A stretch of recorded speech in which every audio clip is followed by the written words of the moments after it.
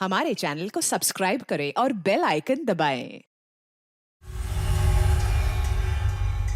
Investigation के 1 point focus और खबरियों के तगड़े नेटवर्क के जरिए हिस्ट्री शीटर बब्बन कुरैशी और लखन पांडे दोनों को 24 घंटों के अंदर उनके बिलों से ढूंढ निकाला गया था।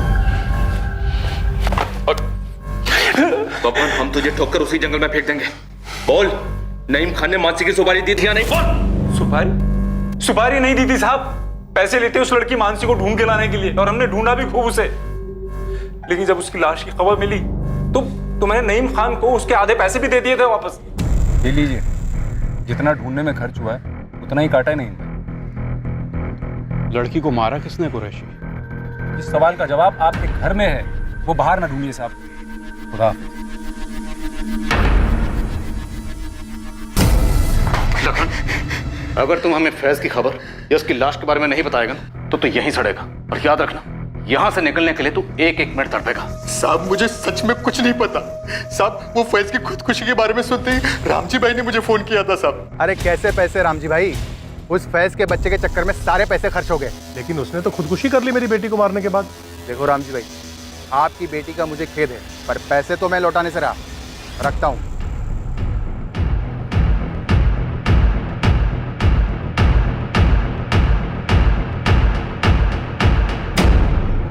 हिस्ट्री शीटर्स ने नईम और रामजी के बयानों का पुष्टिकरण किया था, पर पुलिस फिर भी उनके साथ कोई चांस नहीं ले रही थी और ना ही साहिल को क्लीन चिट दी जा रही थी। दिल्ली कौन गया था लेटर्स पोस्ट करने? मैम, मैंने कोई लेटर नहीं भेजे। मानसी मारी जा चुकी, भाई भी जा चुके, मुझे भी मार डाल। नहीं जीना है मुझे। दो परिवार अपने बच्चों को खोने से तहस नहस हो चुके थे, लेकिन दूध का धुला कोई भी नहीं था। इन दो घरों की दीवारों में अविश्वास, रंजिश और नाराजगी में लिपटी कुछ सच्चाइयां अब भी रोशनी में नहीं आई थी। पर अगली सुबह इस केस से जुड़े सभी लोगों को एक ऐसा झटका दे गई जिसके बारे में किसी ने सपने में भी नहीं सोचा था।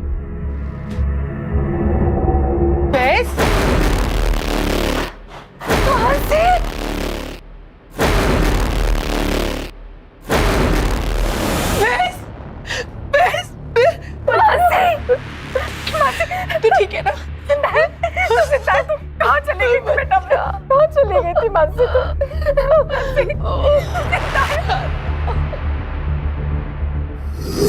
इस तीसरी बार भागकर हम भोपाल गए थे सर। वहाँ एक कार सर्विस सेंटर में मेरी जॉब लग गई और अब हमने कोर्ट मैरिज भी कर ली। खबरें पढ़ने का टाइम ही नहीं था और इच्छा भी नहीं थी। फैज खान उम्र 25, हिम्मतनगर, गुजरात से फरार है। इस पर 4 महीने की प्रेग्नेंट लड़की मानसी पटेल के कत्ल का आरोप है, जिसे वो भगा के ले गया था।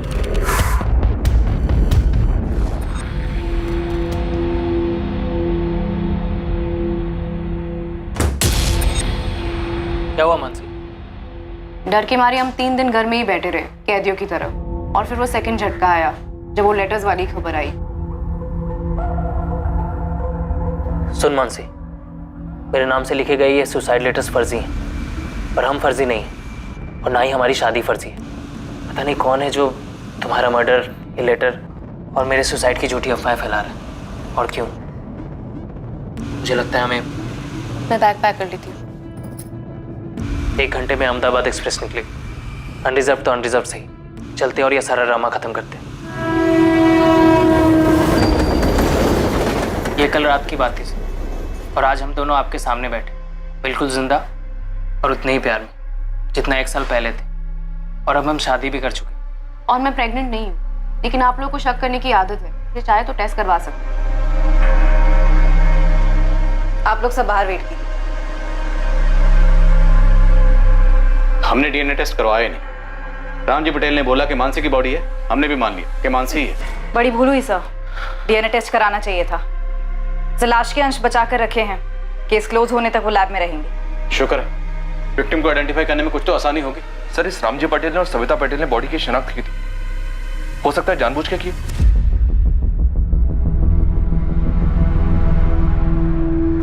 रामजी, सविता और मानसी, आप लोगों सर ने अंदर बुलाया है।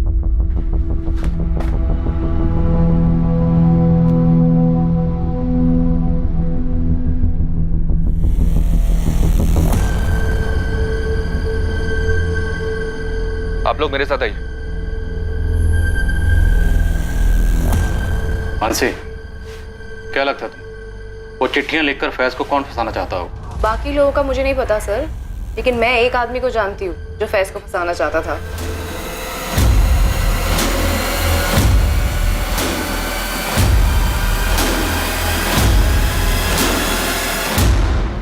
पापा मेरा फोन दो प्लीज। खा कसम कि आज के बाद तू उस कमीने लड़के से नहीं मिलेगी। ठीक है, मैं कसम खाती हूँ मैं उससे नहीं मिलूंगी। अभी आप मेरा फोन दो प्लीज। मानसी, मुझे पता है कि तू अपनी कसम पर टिकी नहीं रहेगी। परवाह नहीं, मैंने भी कसम खाई है, लेकिन मैं अपनी कसम पर बराबर टिका रहा। पूछ क्या? क्या? यही कि अगर तू फिर उस फैज के साथ भागी तो मैं उसकी जिंदगी में ऐसा झमेला करूंगा कि वो जिंदा तो रहेगा लेकिन किसी लायक नहीं रहेगा और तू खुद ब खुद घर आ जाएगी। इसलिए उसके साय से भी दूर रहना, समझी? रामजी पटेल, तुम्हारा एक दोस्त है अरविंद पारेख। हाँ है। तो जिस दिन उस औरत की लाश जंगलों में मिली, तुम्हारा ये दोस्त अरविंद पारेख उसी जंगल में देखा गया। सर ये जंगल के बाहर का सीसीटीवी जहाँ से उस रात को ये गाड़ी गुजरी। कौन थी वो औरत जिसे तुमने और तुम्हारे दोस्त अरविंद पारेख ने मारकर जंगलों में फेंक दिया ताकि फैज को फंसा सको? ये क्या बोले जा रहे हैं? मेरी बेटी ने कुछ बोल दिया तो कहानियां बनाए जा रहे हैं। चिट्ठियां अरविंद भेजता है दिल्ली से या उसका वहां आना जाना लगा रहता है? फैज, तुम और मानसी जब से हिम्मतनगर से निकले कहाँ कहाँ रुके, किस किस से मिले, कौन कौन से फर्जी डॉक्यूमेंट्स बनवाए, किसके जरिए बनवाए, भोपाल में घर कैसे मिला, जॉब कैसे मिला, सब कुछ एक एक करके लिखो यहाँ। लेकिन सर मेरी डिटेल से उस लवारिस लाश का क्या ताल्लुक? क्या ताल्लुक है? इसलिए तो इतने सवाल कर रहे हो तुम। भैंस बेटा जो साहब बोल रहे हैं वो लिख दे ना। साहब अब हमें जाने दीजिए। अब ये तो कोर्ट तय करेगा कि आप लोग कहाँ जाओगे, घर जाओगे या जेल जाओगे। साहब कुरैशी भी बोल चुका है कि सुपारी नहीं थी। बोलने का क्या है नईम खान, बोलने को तो फैज ने भी कहा था ना तुमसे कि वो अहमदाबाद की किसी शादी में गवाह बना था। साहिल ने हमसे बोला था कि मानसी उसकी सिर्फ क्लासमेट है। मैं भी तो बोल सकता हूँ कि कुरैशी ने उस औरत को मानसी समझ के मार डाला। तुम तीनों ने मिलकर ये साजिश रची हो। अरे बेटा जैन साहब तो यूं ही कुछ भी बोले जा रहे हैं। वही तो नईम खान, बोलने से बात सच नहीं होती है, सच होती है सबूतों से और गवाहों से। सबूत हम कुरेद के निकाल लेंगे और गवाह जहन्नुम से ढूंढ निकालेंगे। समझ में आया? इस अरविंद पारेख को तो हम ढूंढ ही लेंगे, इसे ढूंढेंगे, इसे तोड़ेंगे और ये बोलेगा। याद रखना, अगर हमें पता चला कि ये सब कुछ तुम्हारा किया धरा है, तुम बच नहीं पाओगे। मैंने बस एक बेवकूफी की है जो उस लखन पांडे को पैसे दिए थे फैज को ढूंढने के लिए। इसके अलावा और क्या किया मैंने? मेरी बेटी तीसरी बार घर से भागी थी, उसकी शिकायत लेकर मैं इसी पुलिस स्टेशन में आया था, लेकिन आप लोगों ने मुझे पका दिया और फिर उस लाश को मानसी की लाश बताया। किसने? आपने। मैंने बस मान लिया कि वो मानसी। सर जरा सोचिए, अगर अरविंद ने और मैंने उस औरत को मिलकर मारा फैज को फंसाने के लिए, तो क्या हमारी इस चाल में प्रांतिज के पुलिस वाले भी शामिल थे जिन्होंने उस लाश को मानसी की लाश बताया? क्या आप लोग भी शामिल थे जिन्होंने उसको मानसी बताया ताकि मैं यहां आकर मुंडी हिला हिलाकर कहूं कि हाँ ये मानसी है, हाँ ये मानसी है? तो मैं शू बात करूं चुसा।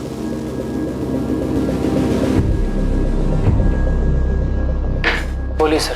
फैज, मानसी, इस बात के चांसेस बहुत कम हैं कि आप दोनों में से किसी के फादर ने उस औरत को मारा या मरवाया और उसके बाद उसकी लाश को जंगल में फेंकवा दी। तो फिर किसी और ने किया होगा सर। ये किसी और, तुम दोनों तो नहीं? या फिर कहीं वो आप लोग तो नहीं? सीरियसली नहीं, बर्थडे पार्टी में वो गेम होता था ना, पासिंग द पार्सल, लगता है बचपन में कुछ सीरियसली खेला होगा। जो तुम लोग जवानी में खेल लो, पासिंग द इल्जाम। तुम दोनों ने जिस औरत को मिलकर मार दिया, जानते थे 4 महीने की प्रेग्नेंट थी, या शायद पता भी होगा, तो तुम लोगों को इससे कुछ फर्क नहीं पड़ा होगा। फिर अपने किसी दिल्ली के दोस्त से वो लेटर्स लिखकर पोस्ट करवाए। आखिर हम क्यों करेंगे इतना ड्रामा? क्योंकि ड्रामा करना तुम्हारी आदत है। घर से 3 बार भाग चुके हो तुम लोग। पहली बार ड्रामा किया माँ बाप को भांपने के लिए, दूसरी बार राशिद और शबनम बनकर रहे, जब पकड़े गए वापस लाए गए, तो तीसरी बार फुल एंड फाइनल ड्रामा, ताकि कोई तुमको ढूंढे ना। क्यों नहीं हो सकता? नहीं हो सकता, क्योंकि हम कोई टेढ़े मेढ़े मर्डर करने वाले लोग नहीं है, हम कोई क्राइम शो के फैंस नहीं है, हम लव स्टोरी के फैंस हैं। क्या मारी गई औरत की भी कोई लव स्टोरी थी? और अगर थी तो वो लवली और स्वीट तो कतई नहीं थी। और उस औरत का खान परिवार, पटेल परिवार, मानसी और फैज, इन सब से आखिर क्या ताल्लुक? फैज और मानसी को सेफ हाउस दिया गया है, ये एड्रेस है। करना क्या मैडम? इन दोनों पर साहिल खान, मुमताज खान और सविता पटेल इन सब पर नजर रखनी है। कोई धनिया पत्ता लेने भी निकले ना तो कितना लिया इसका डिटेल भी चाहिए मुझे। मिल जाएगा मैडम। वैसे गुस्सा की माफ़ हो, अब ये केस आप लोगों का नहीं बनता ना। लेकिन एक जिम्मेदारी तो बनती है ना हितेन। किसी ने हमारे साथ खेल खेला है ये चिट्ठियां भेजकर, और ये लेटर राइटर अगर हमारे संदिग्धों में हुआ तो ये केस अब भी हमारा है।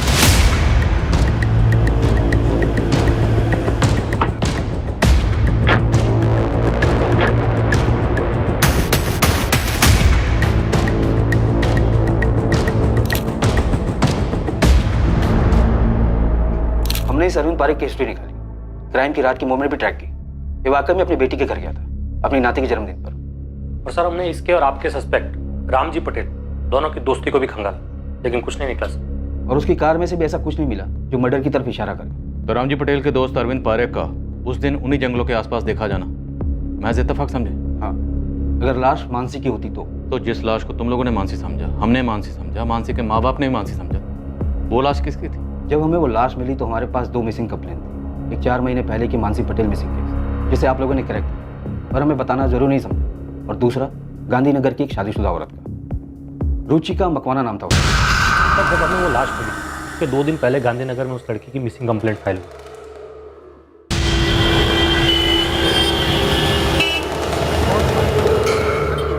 किसी पर शक? जी, उसका पति मोहित मकवाना।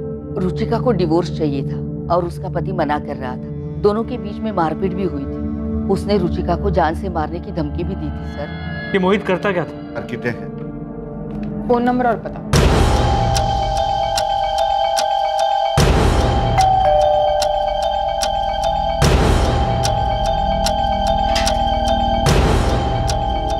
जी मोहित मकवाना, रुचिका मकवाना आपकी बीवी है? हाँ है। क्या हुआ रुचिका को? ये तो मुझे पूछना चाहिए। क्या किया रुचिका के साथ?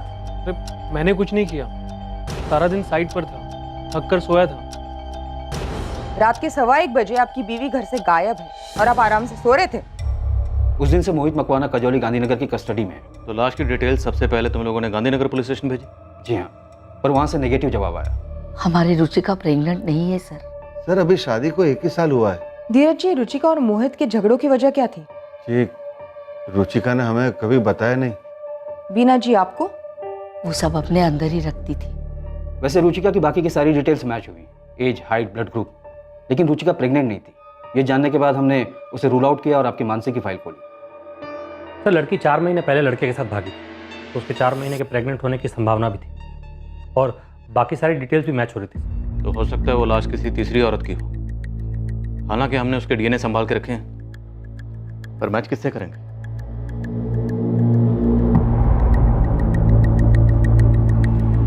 हो सकता है सर लाश को किसी और जगह से लाया गया और उसे जलाकर प्रांतिज में फेंक दिया हो। गरीब औरत होगी, आगे पीछे कोई नहीं। हमारे संदिग्धों में से किसी ने मारा हमें गुमराह करने के लिए। ये जली हुई लाश फैज और मानसी के केस से कनेक्टेड तो बिल्कुल है। भले इस वक्त हमारे पास कोई पुख्ता सबूत नहीं है, पर वो लेटर्स उन्हें नजरअंदाज नहीं कर सकते। वो पक्का किसी साजिश का हिस्सा।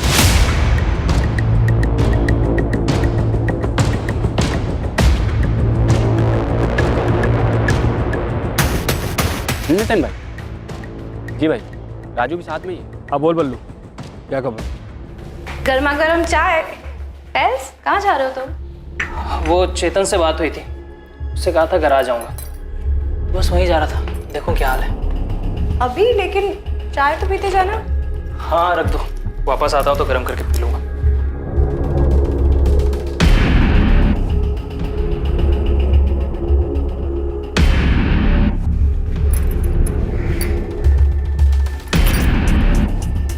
हेलो हेतल, मानसी। हाँ हाँ सब ठीक है। सुनो ना, वो फैज गराज आने वाला था क्या? नहीं मतलब आने वाला था। नहीं ऐसे ही पूछ रही थी। मैं रखती हूँ। हाँ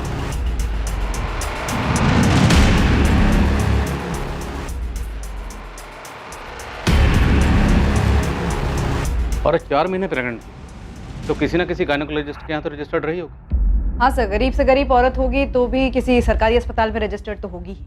यहीं से शुरू करो। हमारे गुजरात के जितने भी सरकारी हॉस्पिटल हैं सब जगह खंगालो, पता करो कि 3 जून को गायब हुई वो 4 महीने की प्रेग्नेंट औरत कौन थी। बाकी पैरामीटर्स हैं हमारे पास मैच करने के लिए। जी। एक्सक्यूज। सर, पूरे स्टेट में सैकड़ों सरकारी अस्पताल हैं जहां लाखों यंग औरतें 4 महीने प्रेग्नेंट रही होंगी। तो माना का दायरा काफ़ी फैला हुआ है, लेकिन करना तो पड़ेगा ना। सरकारी हॉस्पिटल के साथ साथ जितने भी प्राइवेट हॉस्पिटल हैं और क्लिनिक्स हैं, सब जगह खंगालो, सब जगह पता करो। जी सर, हितेन का फोन था। उसके खबरी बल्लू और राजू रामजी पटेल और नईम खान को फॉलो कर रहे थे। रामजी पटेल और नईम खान के बीच में एक मीटिंग हुई।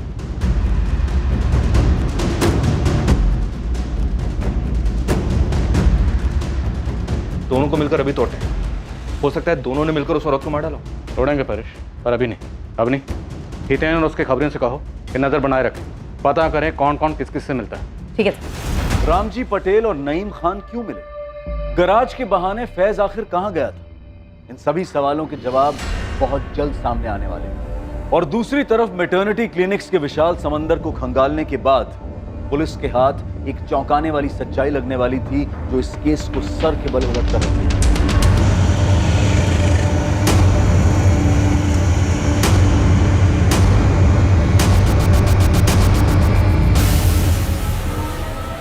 जी, ये रुचिका मखमाने मेरी पेशेंट ही थी। कौन सा ट्राइमेस्टर था इसका? दूसरा स्टार्ट हुआ था और मेरा लास्ट अपॉइंटमेंट इसके साथ 11 मई को हुआ था।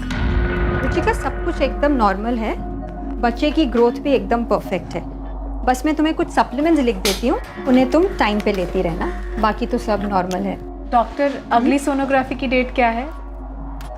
रुचिका, नेक्स्ट मंथ 3 जून को तुम्हारे 4 महीने पूरे हो रहे हैं, तो वो डेट ठीक रहेगी तुम्हारे लिए? जी, थैंक यू। फिर 3 जून को तो वो आई ही नहीं। हमें उसकी बॉडी 3 जून को ही मिली, तो अगर ये लाश रुचिका की थी तो उसका मर्डर 3 जून को ही हो गया होगा। रुचिका ने कभी आपसे कोई ऐसी बात कही कि उसकी फैमिली बच्चे से खुश नहीं थी? नहीं, मुझसे तो उसने कभी भी ऐसी कोई बात डिस्कस नहीं की थी।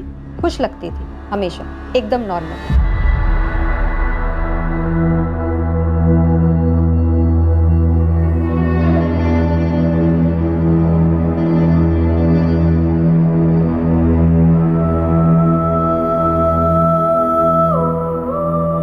धीरज जी, हमने लाश के अंश संभाल के रखे। हमें आपके और वीना जी के डीएनए सैंपल्स लेने होंगे। मुझे यकीन ही नहीं हो रहा है कि रुचिका प्रेग्नेंट थी और उसने मुझे बताया तक नहीं। शायद 4 महीने पूरे होने के बाद बताने वाली थी। नहीं, हाँ, वो अपने पति से बच्चा चाहती ही नहीं थी। क्यों? क्योंकि उससे मुझसे डिवोर्स चाहिए था। तुम्हारी शादी तो 1 साल पहले हुई थी। एग्जैक्टली, मैं उसे यही कह रहा था सर। हमारे बीच एडजस्टमेंट प्रॉब्लम्स थे, मैं ना नहीं कहूँगा, लेकिन मैं उससे कह रहा था कि मुझे वक्त दो, वक्त दो। वक्त देने के लिए तुम्हारे पास वक्त है मोहित? रुचिका, हम इसके बारे में कल बात कर सकते हैं। मेरी कल की डेडलाइन है। तुम्हारी डेडलाइन कब नहीं होती है? कल संडे है, हम हनीमून बीच में छोड़ के आए तुम्हारी इस डेडलाइन के लिए। रुचिका, आई प्रॉमिस अगले वीकेंड ऑफ लूंगा। ओह, मतलब अगले हफ्ते 1 घंटा ऑफ लोगे सेक्स के लिए, है ना? को मुंह मत खुलवाओ, ओके? सेक्स में तो तुम्हें इंटरेस्ट ही नहीं है। कैसे होगा? मशीन हूँ क्या? कोई रोमांस नहीं, कोई घूमना फिरना नहीं, शॉपिंग नहीं, मूवी नहीं, डिनर नहीं।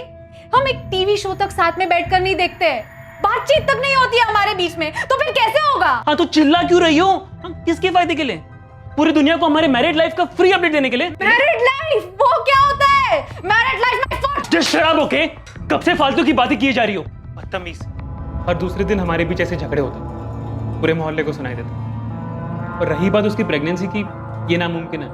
मिस्टेक हुई आप लोगों से सर। इतने दावे के साथ कैसे कह सकते हैं? क्योंकि उसे मुझसे बच्चा नहीं, डिवोर्स चाहिए था।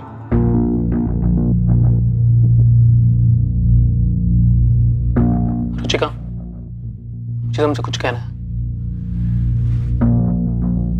मुझे भी। रुचिका, देखो, मैं सोच रहा था कि हमारे बीच इतना टेंशन है, अगर हम बच्चा करें तो शायद चीजें बेहतर हो। हाँ मोहित, मैं तुमसे कहने वाली थी मुझे डिवोर्स चाहिए। मैं अब और ऐसे नहीं रह सकती। ऐसे नहीं रह सकती मतलब? हाँ? मैं कि तुम्हें टॉर्चर करता हूँ जो तुम ये ड्रामा कर रही हो? तुम्हें पूरी जिंदगी ना यही रहना होगा मेरे साथ, इसी रिश्ते में। जिंदगी भर? 6 महीने में अगर तुमसे डिवोर्स नहीं लिया ना, तो मेरा नाम भी रुचिका नहीं। पिछले 6 महीने से वो अलग सोती थी, हमारे बीच सेक्स नहीं, सिर्फ सन्नाटा था, ढेर सारा गुस्सा था। तो बच्चा कहाँ से होता सर? हमें तुम्हारा डीएनए सैंपल लेना होगा, फीटस के अंश से मैच करना होगा। हाँ तो कर लीजिए सर, बिल्कुल कर लीजिए। रिजल्ट नेगेटिव ही निकलेगा। वो लाश रुचिका की नहीं है और वो बच्चा मेरा नहीं हो सकता। रुबीना, तुम मोहित को डीएनए के लिए ले जाओ और रिपोर्ट अवनी को भेज देना। अगर माँ बाप का डीएनए लाश के अंश के साथ मैच होता है और मोहित का डीएनए फीटस के डीएनए से मैच होता है तो मतलब मोहित झूठ बोल रहा है। तोड़ेंगे उसे, बुलवाएंगे। और अगर मोहित का डीएनए फीटस के डीएनए के साथ मैच नहीं होता तो फिर इसका एक ही मतलब, रुचिका का किसी के साथ अफेयर था। और इसीलिए शायद वो इतने अर्जेंटली मोहित से डिवोर्स मांग रही थी। तो क्या रुचिका प्रेमी का बच्चा रखना चाह रही थी? उसे शादी के लिए फोर्स कर रही थी और प्रेमी छुटकारा पाना चाह रहा था। तो अब रुचिका के प्रेमी को ढूंढना होगा। सर, अगर मोहित सच बोल रहा है तो ये प्रेमी खूनी हो सकता है। गराज में सब कैसे चल रहा है? बढ़िया। हेतल चेतन कैसे है? मुझे मिस कर रहे थे, तुम्हें भी हाय बोला है। मेरे सर में बहुत दर्द हो रहा है, मैं थोड़ा आराम कर लेता हूँ।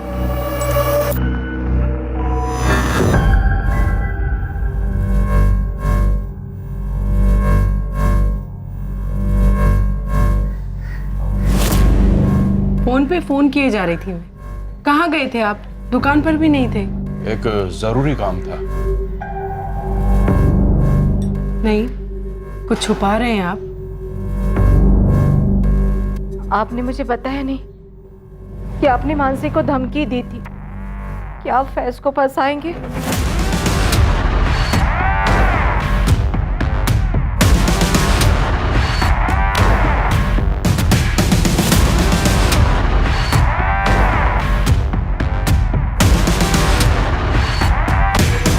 सर, रुचिका के माँ बाप धीरज और बीना चावड़ा के डीएनए लाश के डीएनए से मैच हो गया है। रुचिका मकवाना की ही लाश है। मोहित का डीएनए? फीटस से उसका डीएनए मैच नहीं हुआ। क्या? तो मतलब रुचिका के पेट में जो बच्चा था वो उसके पति मोहित से नहीं था? शायद रुचिका का जिसके साथ अफेयर था और जो उस बच्चे का बाप था उसने रुचिका को मार दिया। रुचिका के कॉल रिकॉर्ड से कुछ मिला? All clear. हमारे स्टार खबरी हितेन और उसकी टीम को कहो मुझे आके मिले, मैं बात करूँ। तुम कहीं जा रहे हो? तो राज, क्यों? ऐसे।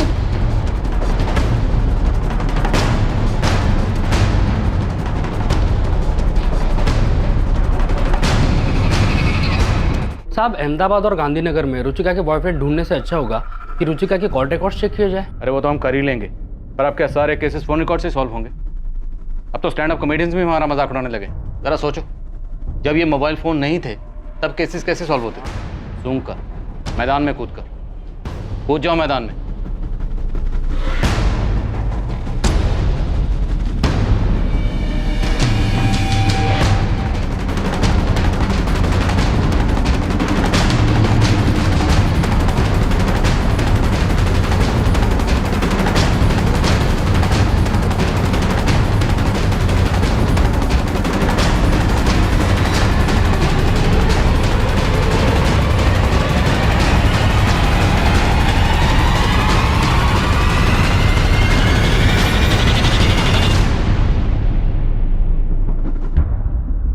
खबरी हितेन और उसकी टीम मैदान में उतरी, पर मैदान पूरी तरह से खाली मिला।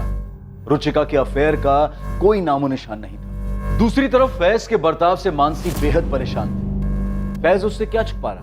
फिर पुलिस को आखिरकार एक सुराग मिला, वो भी इत्तेफाक से। साहब, आपने बोला था कि सूंघ के निकालो, तो फिर बस उसी फिराक में परसों रात को मैं घर से बाहर निकला। जय कृष्ण कॉलोनी में चक्कर लगा रहा था, और फिर सूंघने की कोशिश कर रहा था साहब। तब एक अलग ही पिक्चर देखने को मिली मुझे। पिक्चर? हाँ साहब, एकदम ड्रामे वाली, वो रुचिका और मोहित के बिल्कुल बगल वाले घर से। जब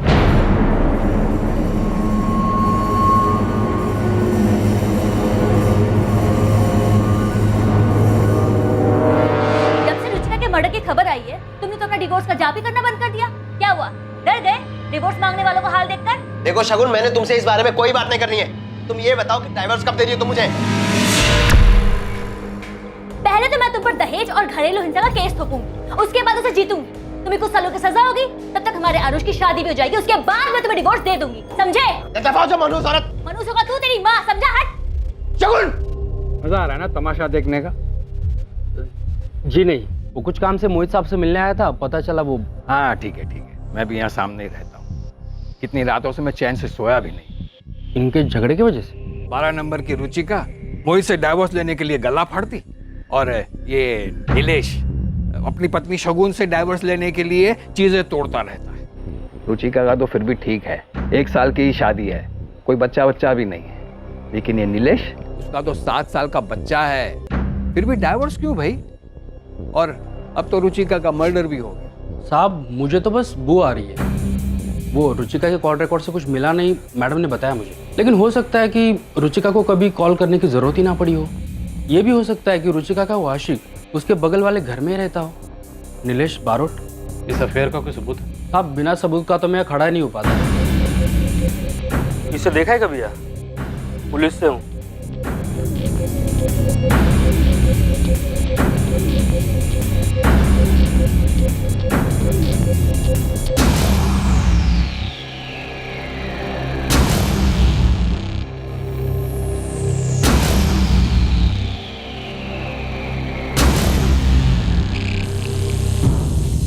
ये नीलेश का फोटो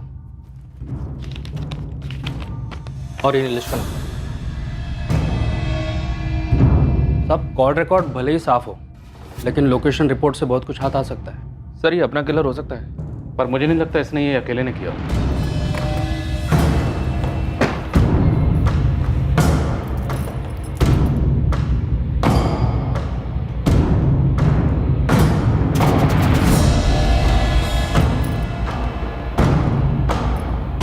हेलो चेतन, फैज आया था क्या गराज? नहीं, ऐसे ही पूछ रही थी, वो उसका फ़ोन नहीं लग रहा था। मैं बाद में बात करती हूँ।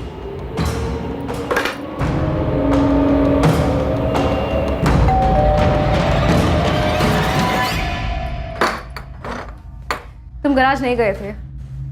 तुम्हें कैसे पता? तुम मेरा पीछा कर रही थी, मुझ पर शक कर रही हो? झूठ बोलने वालों पर शक ही किया जाता है फैज। देखो मुझे सच सच बताओ, उस औरत की मर्डर में तुम्हारा हाथ है क्या, या फिर तुम्हारी अम्मी अबू का? आप बकवास कर रही हो।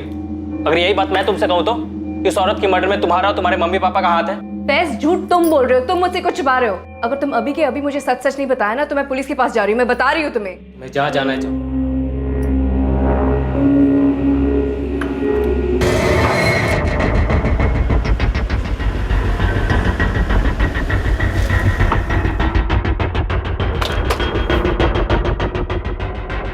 नीलेश बारोट ऑफिस में है?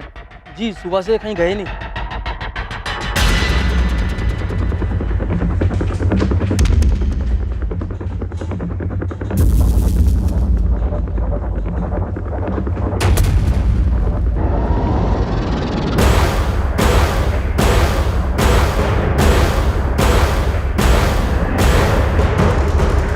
Mansi, Mansi,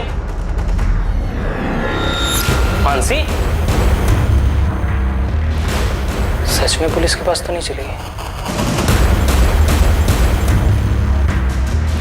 The number you have dialed is currently unavailable.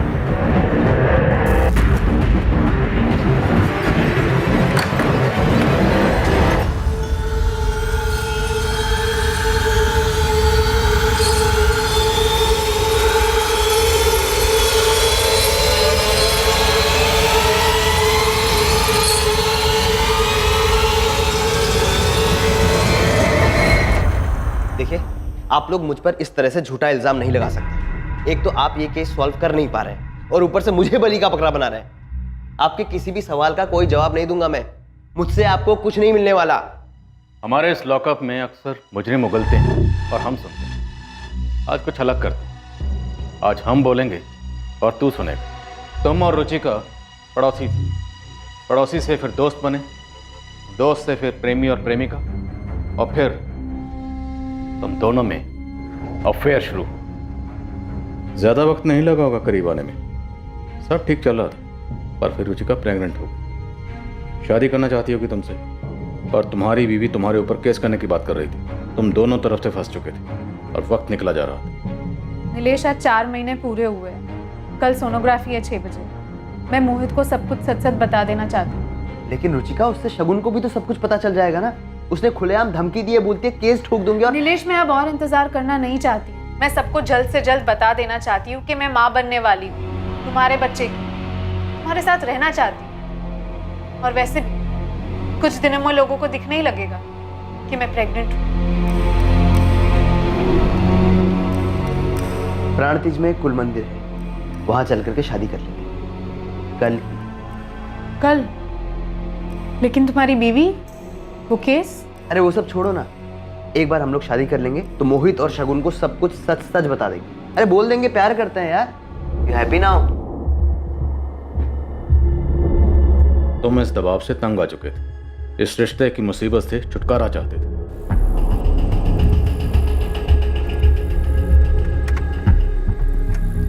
हाँ, क्यों रुके?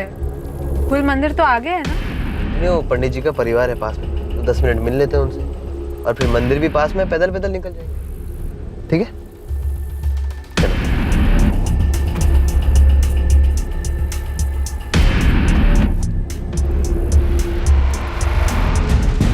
बोल, कौन था तुम्हारा साथीदार? बोल। अबे बोल दे, नहीं तो चमड़ी उधेड़ देंगे तेरी। समझ में आया? और तुम्हें लगता है कि फैज का कोई हाथ हो सकता है इसमें? वो मुझसे झूठ क्यों बोल रहा है? मुझसे कुछ छुपा क्यों रहा है? और कौन शामिल था तुम्हारे इस प्लान में? ये काम तुम्हारे अकेले का तो नहीं लगता। तुमने और तुम्हारे साथी ने पहले रुचिका का कत्ल किया और फिर उसकी बॉडी को ठिकाने लगा। तुमने मानसी और फैज के केस को बड़ी बारीकी से स्टडी किया और फिर वो चिट्ठियां लिखी। कोई साथीदार था या ये सब अकेले ने किया? आपके पास मेरे खिलाफ एक भी सबूत नहीं है, एक भी नहीं। तुमने फैज की किसी और से बात होते हुए सुनी? कोई मिलने आया था उससे? ये भैया बस यहीं रोक दीजिए।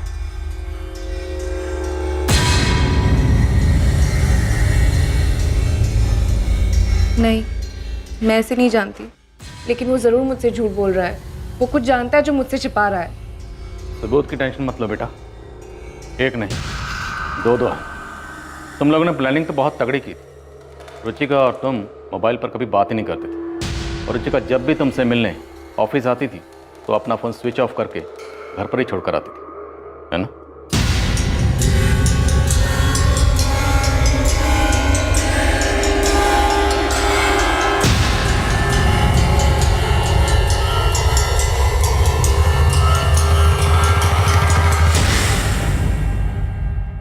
पर 3 जून को तुमसे गलती हो गई। 3 जून को तुमने अपना फोन अपने साथ ही रखा, और वो भी ऑन। शायद तुमने अपने साथी से कोऑर्डिनेट करने के लिए रखा होगा। इन फोन लोकेशन के हिसाब से मर्डर वाली रात तेरे फोन की लोकेशन ठीक उसी जगह थी जहां पर रुचिका की लाश मिली। हमने रुचिका के पेट के फीटस का डीएनए संभाल के रखा है। वो सैंपल अब तुम्हारे डीएनए से मैच होगा। तू भी जानता है रिजल्ट क्या आएगा? रिजल्ट आएगा पॉजिटिव। क्यों? क्योंकि वो तेरा बच्चा है।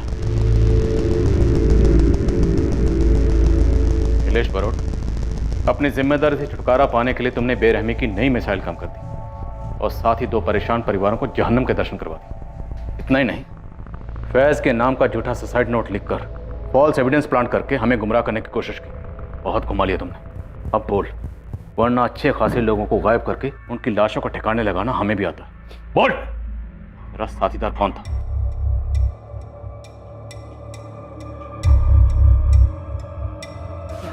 मानसी, प्लीज मुझे तुमसे कुछ बात करनी। Ma'am 1 minute.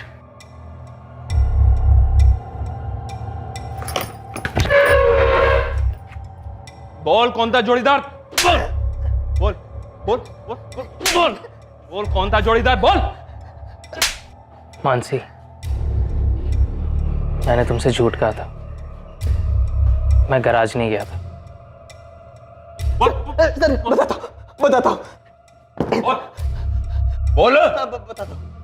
मेरा भाई कुंदन, और वो लेटर भी उसने पोस्ट किए थे।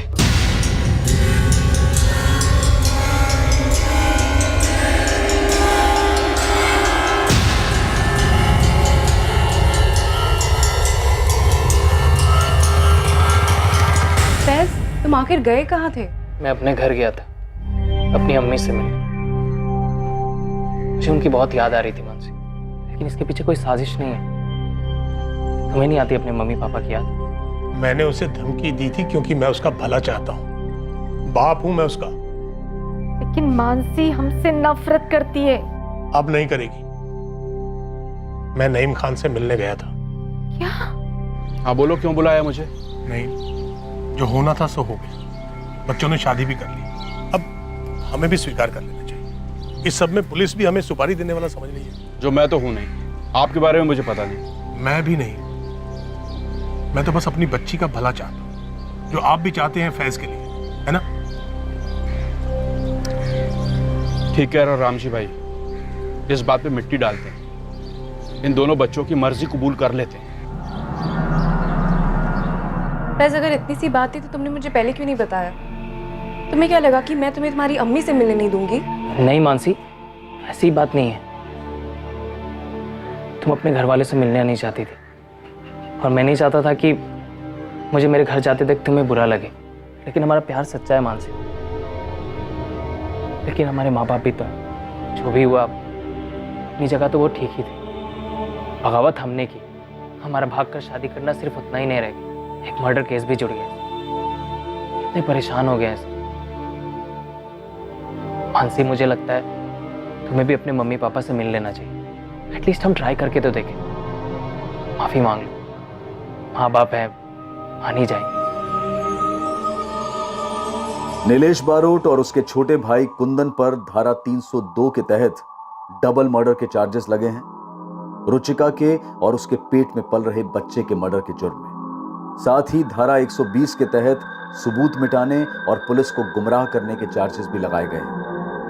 मोहित मकवाना को जुडिशियल कस्टडी से रिहा कर दिया गया है और उसके खिलाफ सारे चार्जेस खारिज कर दिए गए हैं। रुचिका के पेरेंट्स को उसके अफेयर और उसके मर्डर की हकीकत को मानने में काफी समय लगेगा। फैज और मानसी ने हिम्मतनगर में ही रहने का फैसला कर लिया है।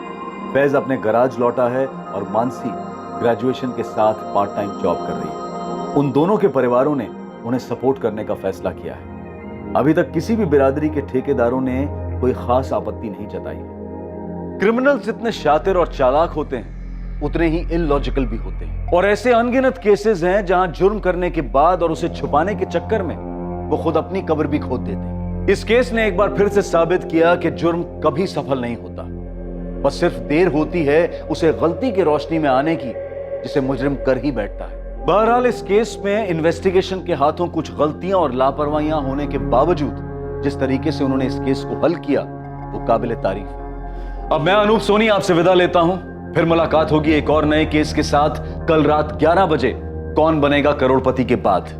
और याद रखें, क्राइम और आपके बीच में सिर्फ इतना फर्क है कि आप कितने सतर्क हैं। सतर्क रहें, सुरक्षित रहें। जय Hind. For more updates, subscribe to our channel, click the show links and enjoy watching the videos.